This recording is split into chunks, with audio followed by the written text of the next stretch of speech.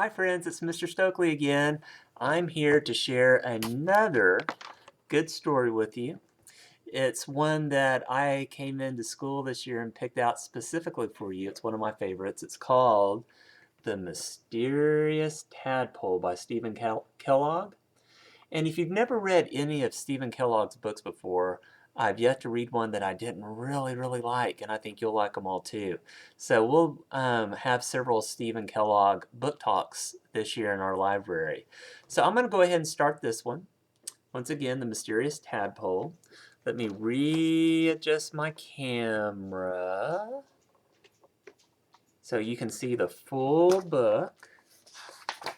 All right, my friends, here we go. Let me get there we go. Greetings, nephew, said Lewis's Uncle McAllister. I've brought ya a wee bit of Scotland for your birthday. Ah, thanks, said Lewis. Look, Mom and Dad, it's a big old tadpole.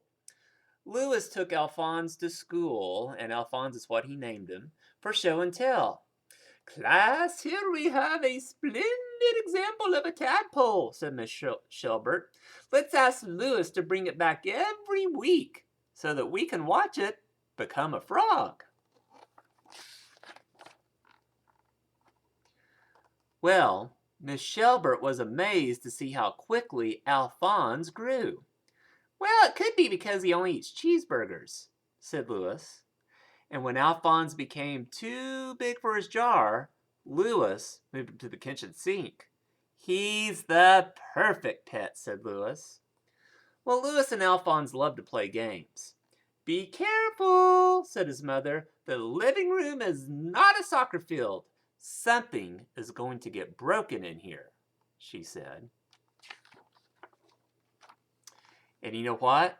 She was right. That same day, the soccer ball slammed into Aunt Tabitha's antique lamp. This tadpole is out of control, said Lewis's mother. Something has got to be done. Oh, Mom, it won't happen again, said Lewis. I'll take Alphonse to obedience school. Well, the only animals at obedience school were dogs. Some of their owners stared at Alphonse suspiciously.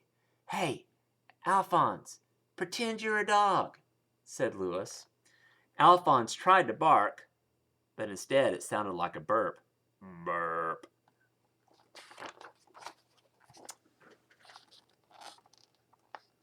Hold on a minute, said the trainer. What kind of dog is this? Well, Alphonse quickly learned to sit, stay, and retrieve. He graduated at the top of his class. My parents are going to be so happy, said Lewis. But Lewis's parents were not happy when they saw that Alphonse outgrew the sink and he had moved to the bathtub. Hey, it's much too crowded in here, said Lewis's dad. This bathroom's a mess, said his mom.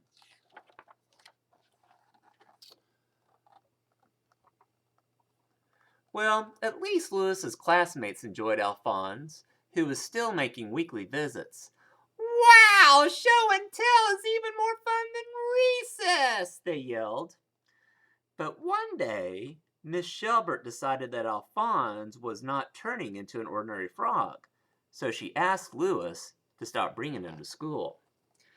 And by the time summer vacation arrived, Alphonse, he had completely outgrown the bathtub. You know, we could buy the parking lot next door and build a swimming pool, said Lewis. Oh, be sensible, said Lewis's parents. Swimming pools are expensive. We're sorry, Lewis, but this situation has become impossible. Tomorrow you're going to have to take your tadpole to the zoo.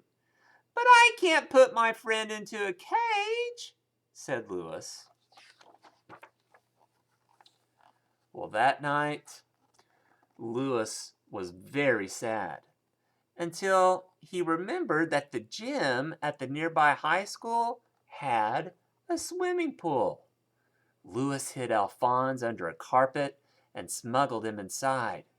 Nobody uses this place during the summer, said Lewis. You'll be safe here. Well, after making sure that Alphonse felt like home, Louis said goodbye, and he said, "I'll be back tomorrow with a great big pile of cheeseburgers," he promised. Well, Louis came every afternoon to play with Alphonse. In the mornings, he earned the money for cheeseburgers by delivering the newspapers. The training continued as well. Louis would throw something into the water and he would say, "Alphonse, retrieve!" And Alphonse would do it every single time. And as summer vacation passed, Louis became more and more worried about what would happen to Alphonse when the high school kids came back. So the dates are passing, the time is tick-tocking away. Well, it was the first day of school at the high school, and Louis found the gym bustling with activity. The swim team was headed for the pool.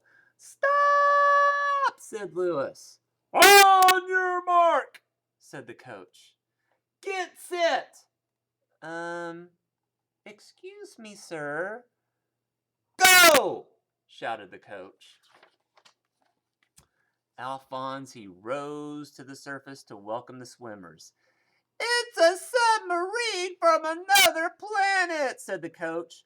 "Call the police! Call the Navy!" No, no, no, it's only a tadpole," said Louis. "He's my pet." Well, the coach was upset and confused. "You have until tomorrow," he cried, "to get that creature out of the pool." Louis telephoned his friend, Miss Severs, the librarian, and asked for help. "I'll be right there," she said. Miss Severs rushed to meet Louis at the high school, and when she saw Alphonse, she was so startled that she dropped her purse into the water. "Retrieve!" said Louis, and Alphonse did. "Where did this astounding animal come from?" said Miss Severs. "Well, he was a birthday gift from my uncle," said Louis. So Miss Severs called Uncle McAllister. "Oh, you mean the wee tadpole," he said. "Why, he came from the lake nearby. The folks the ones call Loch Ness." "Brace yourself, Louis," and Miss Severs. "I believe your uncle found the Loch Ness monster." "Well, I don't care," said Louis. "Alphonse is my friend and I love him." So he pleaded with Miss Severs to help him raise enough money to buy the parking lot so he could build a swimming pool big enough for Alphonse. Suddenly, Miss Severs had an idea. "You know, long ago a pirate ship sank into the harbor," she said. "No one's ever been able to find it, or the treasure chest. But maybe we can." So the next morning, they drove to the harbor, and they rented a boat. "This is a treasure chest. Go under and get it, Alphonse." So Alphonse dove deep into the water. Bloop, bloop, bloop, bloop, bloop, bloop, bloop, bloop, bloop. All the way to the bottom. And he returned with the chest. And it was filled with gold and jewels. "Let's buy that parking lot and get to work," said Miss Severs. Louis's parents were shocked to see a construction crew in the nearby parking lot. "Louis!" they cried. "What in the world's going on here?" "Well, Mom, Dad, Alphonse found a pirate treasure ship," said Louis, "and we used part of our gold to buy you this present." Louis's parents were shocked again. "Tickets for a vacation cruise to Hawaii," they said. "Yeah, and," said Louis, "you don't have to worry about us because Granny has agreed to babysit." Well, they hugged Louis. "How soon can we leave?" they cried. "Immediately," said Louis. And by the time Louis's parents returned, the swimming pool was being enjoyed by everyone in the city. Look at this. Golly, Alphonse has gotten big, hasn't he? Well, after a week, Lewis said, Alphonse, tomorrow's my birthday, which means you've been my best friend for a whole year. And the next day, Uncle McAllister arrived for the party. Greetings, Lewis Millard, he said. I've come with a curious stone from the hills of Scotland. Happy birthday! Wow, thanks, said Lewis. Suddenly, the stone started to tremble and crack.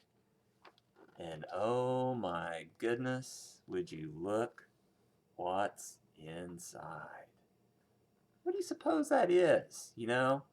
I don't have any idea. Looks like some kind of bird, doesn't it? Well, friends, I hope you enjoyed this story. Here it is again. Once again, it's called The Mysterious Tadpole by author Stephen Kellogg. Stephen Kellogg is also the illustrator, my friends, which means he drew the pictures. Well, guys, I love you all very much, and I can't wait until you return to school. So we'll see you real soon with another story time by Mr. Stokely. Remember, reading is succeeding. Bye now.